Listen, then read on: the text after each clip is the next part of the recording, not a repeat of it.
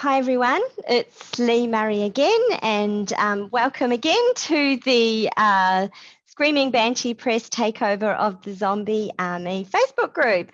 Thank you very much for having me. I'm a writer from Aotearoa, New Zealand. I write dark fiction, dark fantasy and horror.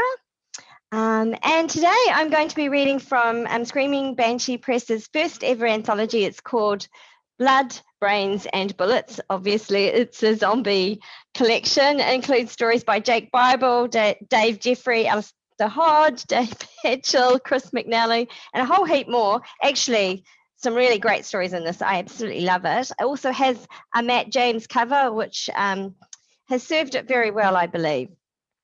This particular story that I'm going to read today, and I'm checking now this time for swear words. Yeah, I think there probably are. Yep, there's some swear words. So trigger warning and maybe send the kids away. This particular story is one of my very few horror stories that involves zombies. I think I have this one and one other, and a children's story called Dawn of the Zombie Apocalypse for middle graders. But today's story is called, let me remember the name, A New Breed, and it also appears in my Bram Stoker nominated fiction collection, Grotesque Monster Stories. So we're sort of halfway down through the story, and our three survivors are still in a compound where a bunch of the new breed of zombies have broken through the fence. There was a crash. All three of them jumped.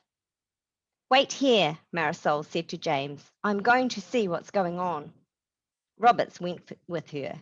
The two of them crept forward to peer through the timber cracks on either side of the doors. Roberts blinked. Him again. It was the big male. With grunts and gestures, he was inciting a group to use the spike as a battering ram. Only one daft zombie had gotten in the way, and the end of the spike bore a grisly skull like some kind of macabre figurehead. Roberts and Marisol leaped away from the doors as the battering ram came hurtling towards them. "I tell you, we've got to make a run for it," Roberts said. "We can't. James is right. Our parents..." Turning his back to James, Roberts lowered his voice. "Look, I don't know for sure, but I might have seen your mum and dad. Their truck is red and it runs on electricity, right?" He didn't mention the Mars 4. Marisol whirled. "You saw them? Where?" "A few miles north of here." The doors shuddered, buckling inwards under the force of the spike. "So they're alive." Marisol's eyes flashed. "They were alive, right?" I don't know. I'm just saying, I don't think you should wait for them." It was the truth. He didn't know for sure, although he could guess. Roberts wasn't proud of himself, of how he'd behaved, but given the choice, he'd do it again. No question. Sometimes you had to save your own skin, live to fight another day, and all that. The battering ram thundered into the doors, splinters of wood flying. Like now. "We need to go," he said. Marisol stared at Roberts, her eyes glossy with tears. Then she stalked over to the car, lifted the hatch, and dumped in a couple of cans of petrol. "Get in the car, James."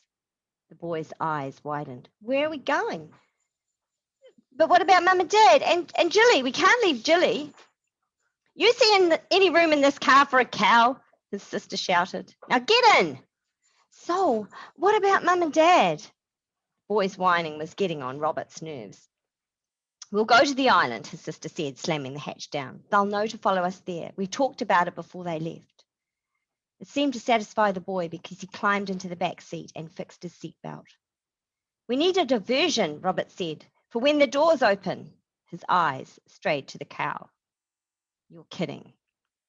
"They're going to kill it anyway. May as well use it to our advantage." "For fuck's sake."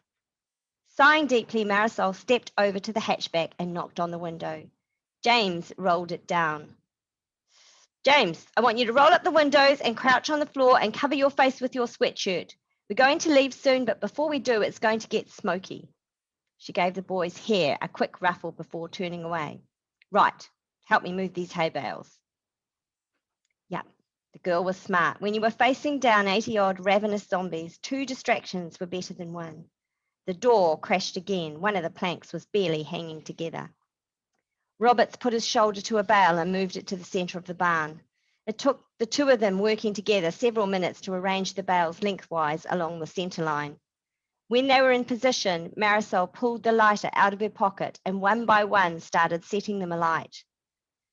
"If we pour some gas on it, it'll be faster," Roberts said, making for the hatchback.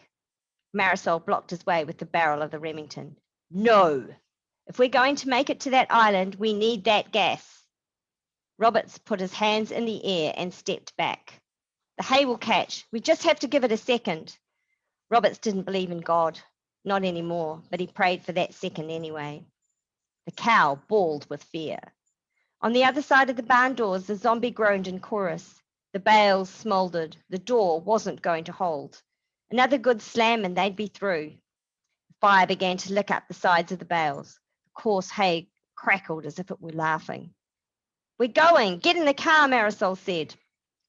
Roberts got in the passenger seat and Marisol handed him Jilly's tether through the window. The cow's eyes rolled in fear. Marisol gently petted her. "Marisol, they're coming," Roberts warned. Thanks for listening in. Hope you enjoyed today's activities and have a good one. See ya.